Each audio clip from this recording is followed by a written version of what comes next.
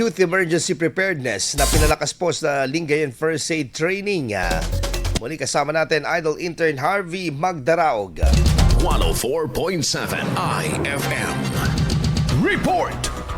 Nagsimula ng 3 araw ng Standard First Aid at Basic Life Support Training para sa mga kabataan ng Lingayen ngayong Mayo 18, 2026. Pinangunahan ito ng lokal na pamahalaan ng Lingayen sa pamamagitan ng Local Youth Development Office katuwang ang Local Disaster Risk Reduction and Management Office. Dumalo rin sa aktibidad ang mga kabataan mula sa iba't ibang sektor tulad ng Sangguniang Kabataan, Out-of-School Youth, SPES Beneficiaries at Youth Volunteers. Inaasahang makatutulong ang pagsasanay upang mas mapalakas ang kahandaan ng mga kabataan sa pagresponde sa mga emergency at pagsusulong ng kaligtasan sa komunidad. Layunin ng programa na maturuan ng mga kalahok ng tamang pagtugon sa emergency situation kabilang CPR, first aid, at pagbibigay ng agarang tulong sa panahon ng aksidente at kalamidad. Kasama mula din sa IFM Dagupan, ako si Idol Intern Harvey Magdaraog. Tatak! IFM!